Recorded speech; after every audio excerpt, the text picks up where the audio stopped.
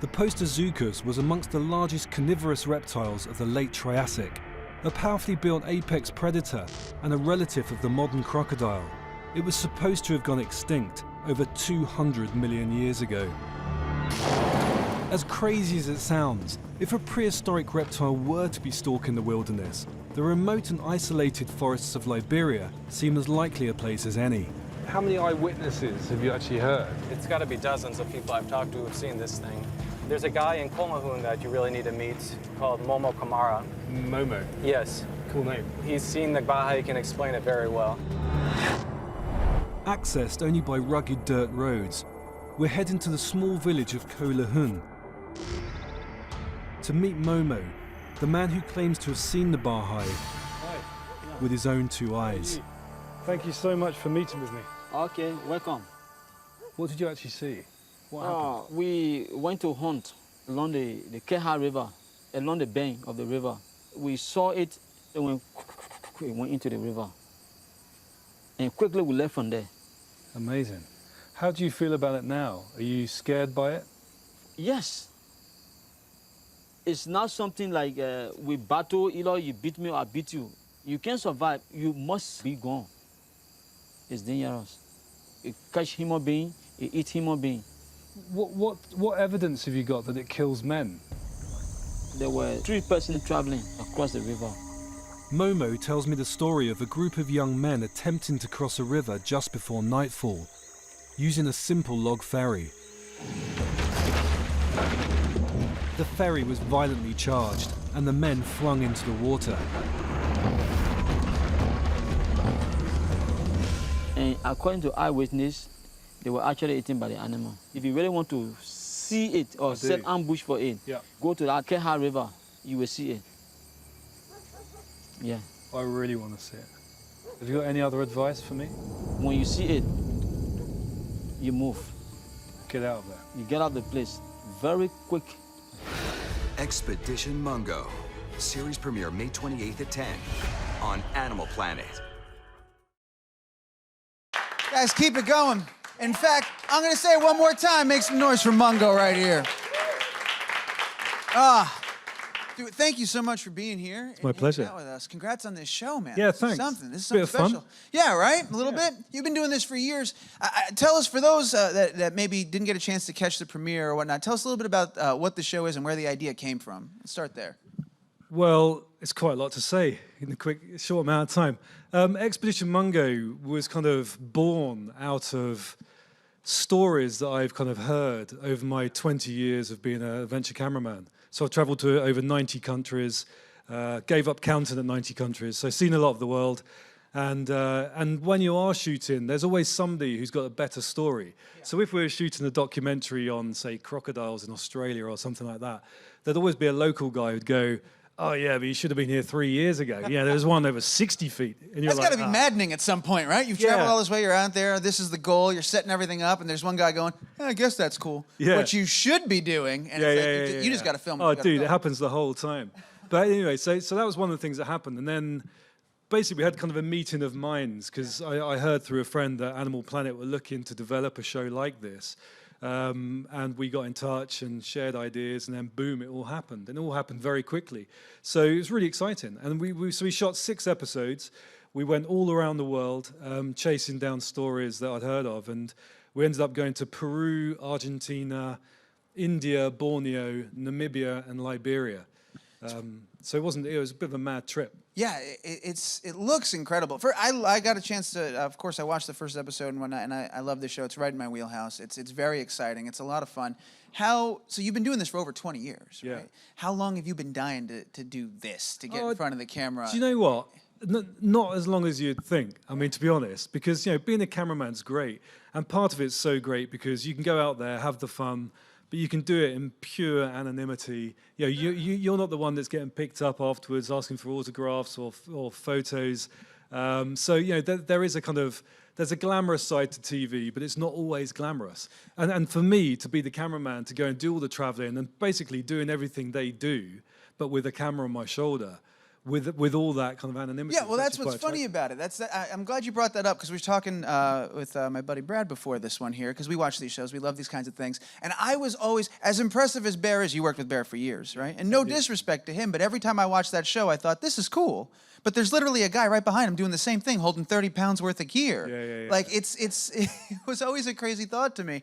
Was that, you enjoyed the anonymous part of it, the fact that you can go around and just be yourself and do all these travels, but was there ever a part that was like, I just want to put this gear down for like a day? Oh no, for sure. No. And look, I think one of the other things is, when you're standing behind the camera for 20 years, it's kind of, I shoot the story, but I always have to keep quiet. Because obviously the the cameraman's there to take the shots and not be heard, and they're recording audio, so it's really important. Everybody's nice and quiet. And if you're a thinker like I am, you hear the content and you're always thinking about what they're talking about and thinking, well, actually, maybe sometimes I don't agree, or I would have said it differently, and not in a kind of I'm better than you type way, but just maybe a different angle. But you can never really voice your opinion, so it's actually quite nice to step out and actually being able and being allowed to be given the platform to actually voice that opinion for a change. So yeah. So you're enjoying that transition then, going from behind the camera to the front, celebrity aside and all that sort of stuff. And I tell you what, it's a lot less hard work. Is it? Yeah. It's easier. Well, it's easier, I guess, less hard work. Is there a greater sense of responsibility, not just to the audience now, because you're speaking directly to them, but also it's your show. These are kind of your ideas and paths and your thoughts. Yeah. You're bringing your crew along with you. Sure. So you're sort of responsible for them as well in a way, right? Absolutely. Yeah. I mean, look, in two different ways. I mean, number one, you're responsible because you're taking them out to a place which is very often hostile, extreme environments, so potentially very dangerous. And it's kind of your idea, you're kind of leading the team, so you do feel a sense of responsibility. But also, there's a motivation behind it because a lot of these stories, I think, need to be told. I mean, it's not like the stories on Expedition Mungo are produced. Right. The stories exist. And basically, I go and investigate and meet the people face to face, eyewitnesses who often have even been bereaved. People have been killed. So in many of the stories here ended up in fatalities. Yeah, and that's serious. So it's not just making an adventure show for the sake of making a show. Yeah.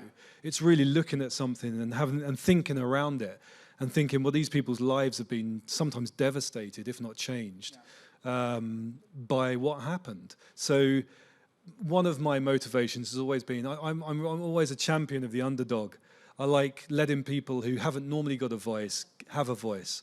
And in many of these cases, people just get completely pushed out the door because they're considered nutters. Right. Because they say, well, this happened and this dog-headed pig monster turned up. Yeah. And killed my friend, sort of thing, and everybody's like, "You're mad," Well, that's one of the fun things about watching this show is that I admittedly was very cynical in the beginning when I was. Yeah, and you expressed that you're very open and very upfront about that, which is great because as a viewer, you're like, all right, I can at least connect. He sees what I'm seeing here. This is pretty insane.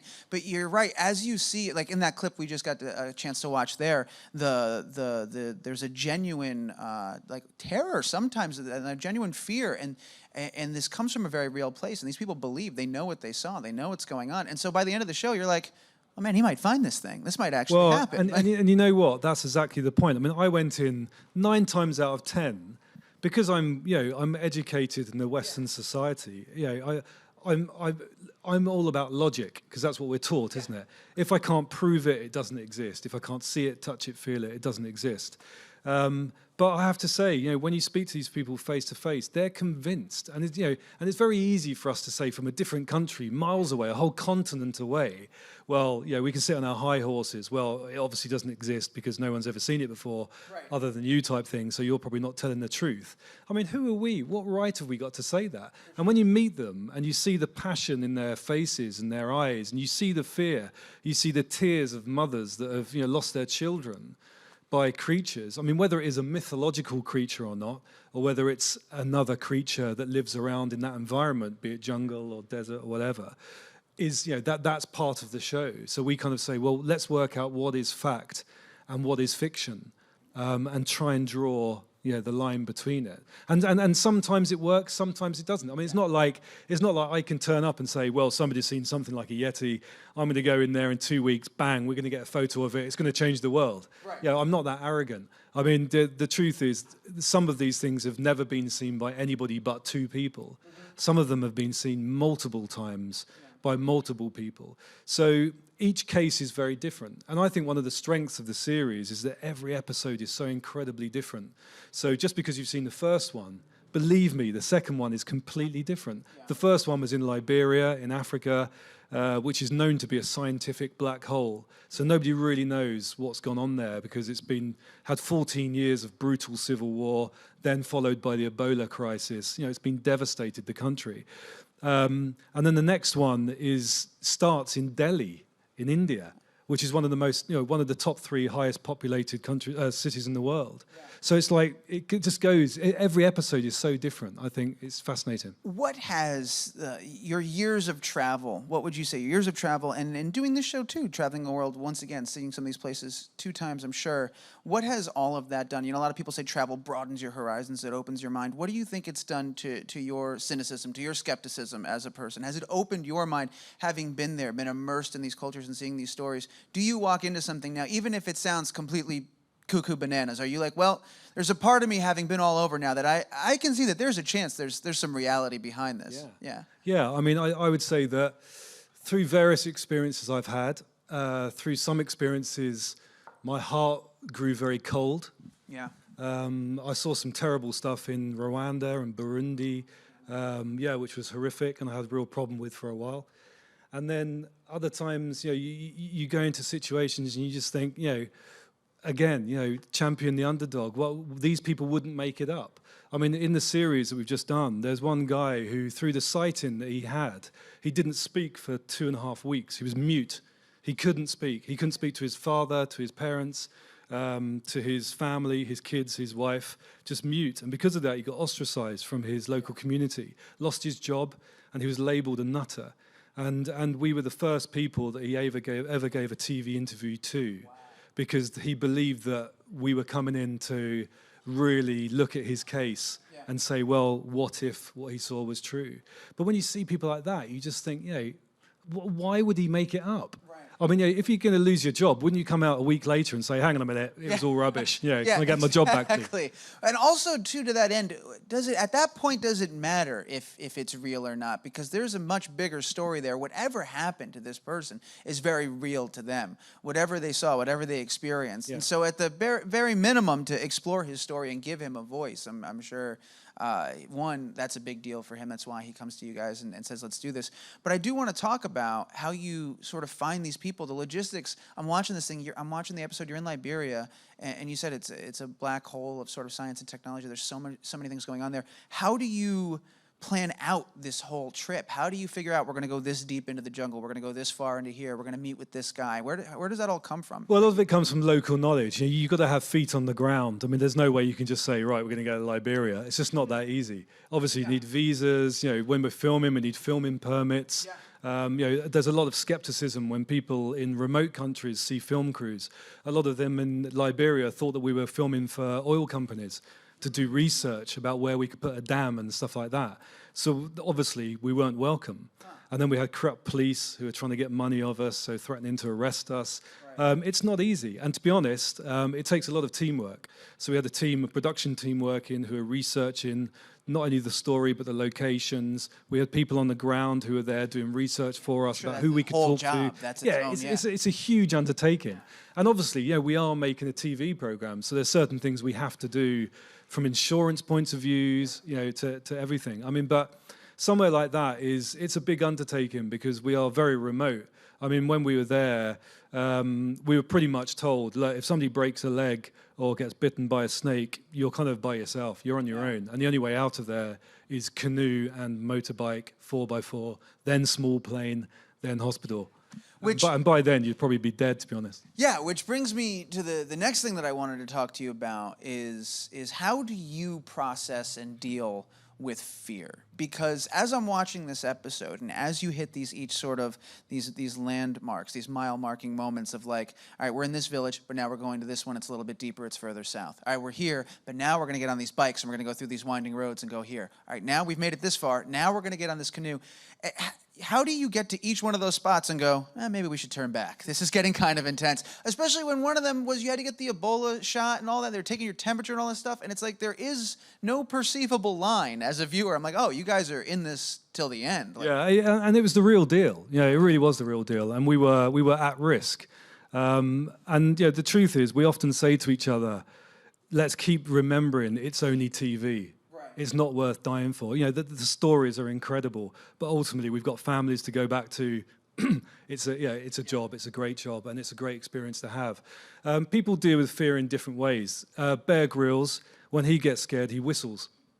So if you see him whistling while he's climbing something, it's because he's scared. I know that's a fact, and then he'll freely admit that, but people don't know it. People often don't pick up on it. As a cameraman, what you can do is, obviously, you've got one eye down the lens, down the viewfinder. You can close your left eye, and then it's just like you're watching TV. And when I've been in, and when I've been in kind of more war zone areas and seeing, not very nice stuff, I can shut my left eye and it's like watching a movie. Whereas it's often the sound man who's like trying to boom the sound, but he's got no viewfinder to hide in. And it's often those guys who kind of cop it badly with PTSD and stuff like that. Post-traumatic stress disorder. So it's interesting. But I think the other way, on a more kind of up note, in all seriousness, like the British Army, a lot of us march just on humour and British tea, a good cup of tea.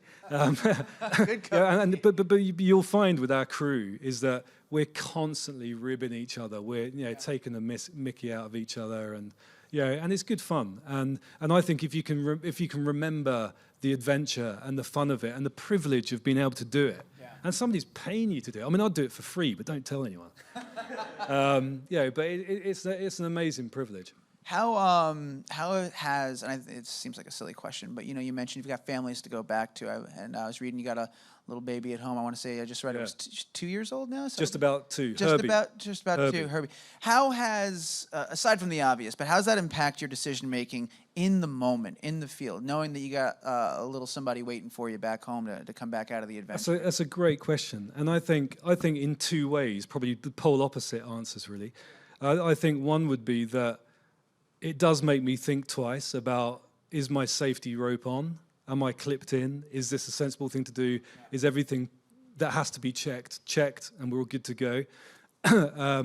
On the other hand, when you're talking to somebody who's been bereaved because their kid's been killed by something, you have that passion and the understanding of this is worth sticking at it, even despite some risks. Because if this had happened to Herbie, I would want answers.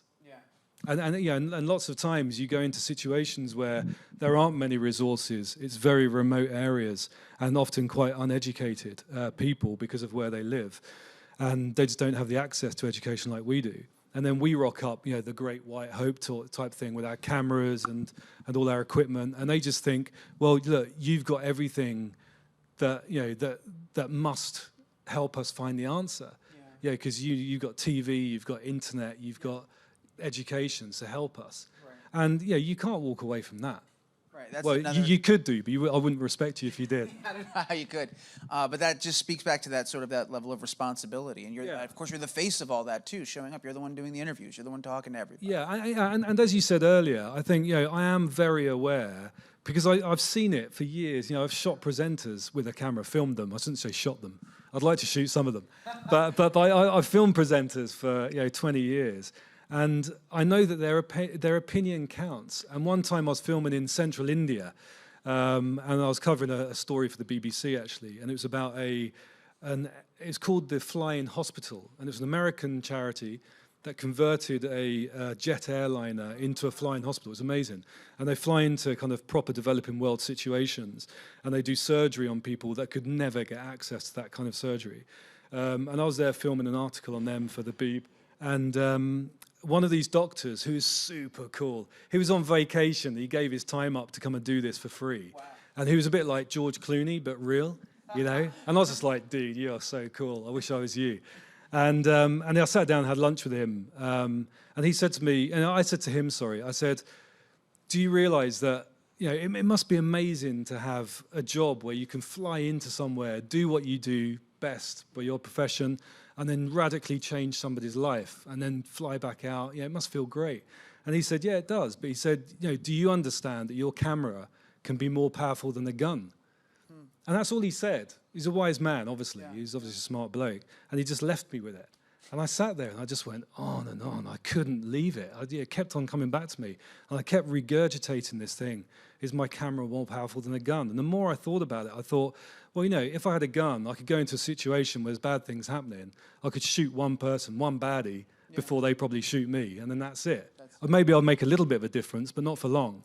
But then if I shoot it with my camera, I could show it to potentially multi-millions of people, certainly millions, around the world, and that's how things can really change. Because by shooting one person dead, you're not really going to make a difference. But by changing policy, by putting pressure on government, which the great British or the great public, the great world public can, that's how change is really made. Yeah. Well, I would say that that perspective and that story and your voice on this show kind of crystallizes why I really did enjoy that first episode. I look forward to the rest of them. You got to do what, 6 of them? I heard this. Yeah, we got 6 in total. Is that now? You've done this for 20 years. I imagine you have a million and one stories. How'd you pick these 6? Were these 6 of the best? Were these? Are there more you want to tell? Are you hoping? Well, obviously it was the first series, so we want to make an impact, and I think these ones were doable. They're in great locations, and they were tangible. I mean, there are others. These things take research to kind of to follow through fully. Yeah. So I mean, they were great countries, great stories for what we were doing. And personally, I'm really proud of the result. For me to step out from behind the camera was actually a big professional risk. But I really believed that this show was worth it because those stories should be told. And I said to people, my colleagues around me, kind of said, well, how's it come out? Are you pleased with it? And I said, well, it could have only come out one of 3 ways. One, I could have gone, oh no, it's terrible, I wish I'd never done it. Or number 2 was, oh, it's okay, it could have been better, but it'll do. Or number 3 is, I'm really proud of it, and I hope the world likes it and watches it. And it's the 3rd. So I'm relieved, but I'm also very excited because it's really heartfelt, and I think ultimately, people, some will watch it, some will love it, some will hate it. That's the way it goes, isn't it, in life? Yeah, but all I can say is that me and my crew gave 100%. We were completely genuine. Yeah. All the opinions are our own, and and hopefully that's interesting to people. Yeah, I think it will be. I think, like I said, it's that perspective, it's that voice, it's that heart. All of that resonates and comes through on the show. We're going to turn to audience in 1 second. I'm going to ask one last question. This is a fun one. You've been around the world. You've been everywhere. Where do you and the family go on vacation, man? Where do you get away? That's a sore subject with my wife. We don't have vacations. No, we do. My wife's out here with me now, actually. She's got at least 2 days vacation, shopping. No, in all seriousness, I mean, it is quite an issue because for me, going to the office is going to the airport and getting on a plane, which I know sounds really glamorous. And it is glamorous for about a week. Yeah, sure. But 20 years later, you're like, I'm sick of living out of a bag or out of a hotel or in a hammock somewhere. But then again, I've done some bad jobs in my life as well, or not bad, but pretty boring.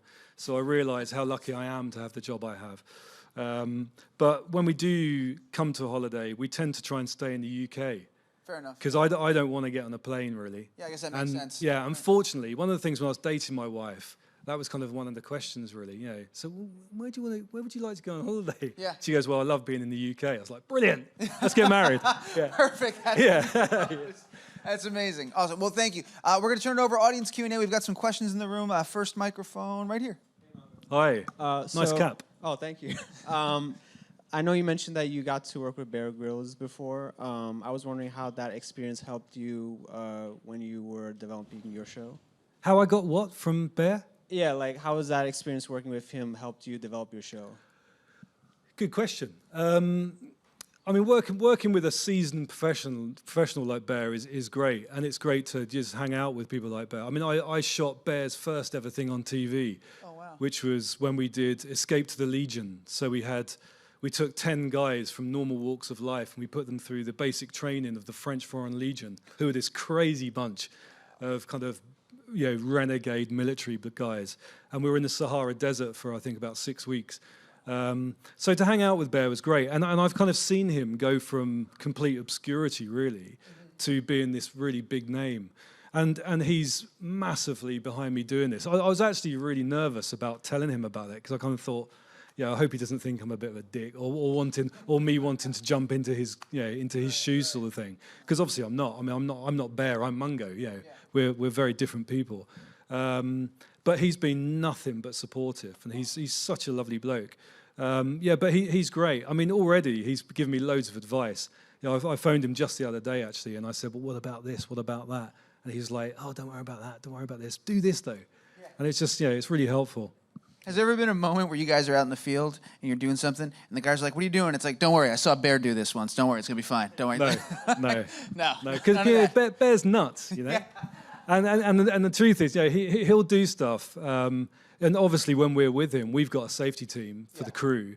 Because if I'm teetering on the edge of a mountain like this sort of thing with my camera, I'm not really looking where my feet are. No. So if I'm filming you being Bear, I'll just hang here, and I haven't got any clue that I've got this precipice there by my feet. So I have these guys who are just they're all kind of ex special forces, and I trust them with my life, and literally every day when I'm shooting there. So they'll click me on, give me a tap on the shoulder. I know I'm okay. Wow. Next question is right here in the front. Hello. Hi. So I noticed that in the past, before doing this, you were a camera operator for a lot of regular television, such as X Factor. Yep. What made you want to transition from doing that into being an adventure cameraman? Because it's amazing to see like somebody go from doing a job that small to something on their own this big. Well, do you want to know the truth? That's why we're here. In 2 weeks' time, I'm shooting X Factor. Really? In the UK. Yeah. No, that's the truth. And because what it is that I believe that in a career where I'm self-employed, always have been, never had a real job, thank goodness, but I am self-employed, and I believe that the more strings to your bow, the more employable you are. So if I was just an adventure cameraman, which of course I predominantly are because that's my speciality, there are only a finite of adventure jobs during a year. But then think something like X Factor or Britain's Got Talent, it runs every single year. Yeah. And this year, I think, is the 15th year of X Factor. So I remember actually on the first season we ever did, I remember me and my mates, the camera crew, and I was supervising at the time, we all got together and we said, look, this program's crap, and the chances of it being recommissioned next year is 0. So let's try and get more work, different work for next summer. Yeah. And there we are, 15 years later, we're still doing it. And I tell you what, when the recession hit the UK, people were desperate for work because all the big adventure jobs and stuff just dried up because the money wasn't there. And we were still doing X Factor. And so it's paid my mortgage for like 14, 15 years. So I'm very grateful to it. And you know what? It's fun. You rock up there, whereas you don't have to sleep in a hammock. You haven't got mosquitoes biting your nuts all day. Craft service is nice, right? Yeah. You rock up with a paper under your arm, a coffee from Starbucks or something. You rock up, you do your shoot, and then you go home. That's your vacation. Yeah, there you go. There you go. We have time for one more question, and it is... Make it a good one. Pressure's on. I was just wondering, like, how much planning goes into each trip, and do you try to plan as much as you can, or do you kind of like try to leave it open to, something spontaneous or something unexpected happen? Yeah, it's a good question actually. I mean, as I said earlier, a lot of the production, the production side of it, so the filming side of it, legalities, filming permits, insurances, that all has to be done. But I've learned in my career that, and this is what I love, and I've done a little bit of directing before, which I really enjoyed actually, but I kind of preferred shooting, so I stuck to that. But it's often the stuff that you don't plan for which just makes gold TV. So our theory when we're on those shoots is just keep on rolling. So don't button off the camera, because just when you're not expecting it, something will happen. And it happens, but be it an accident or be it a coconut falling down, hitting somebody on the head, and it could be serious, could be funny, or whatever. But something always happens just when you're not experienced. Your editor must love that when you come back. Yeah, well, lots of footage. Yeah. But these days with digital media, it's doable. Yeah. Whereas in the olden days, you had film mags or tapes. To physically scroll through all exactly. of it. Now you can scrub pretty quick. Exactly, yeah. But good question. Well, I could do this all day, but regrettably, we're out of time. I got to let you go. I just want to remind everybody, I have this here. Sundays, 10/9 Central, Expedition Mungo is on Animal Planet. Yeah. You see online as well. Guys, the show, I'm telling you, it is a blast. It's amazing to watch. There's a lot of great stories and a lot of fun things there. And you're fun to watch too, man. So I highly recommend it. If you haven't watched it yet, get out there and check it out. One more time, make some noise for Mungo, everybody. Thank you. Thank you.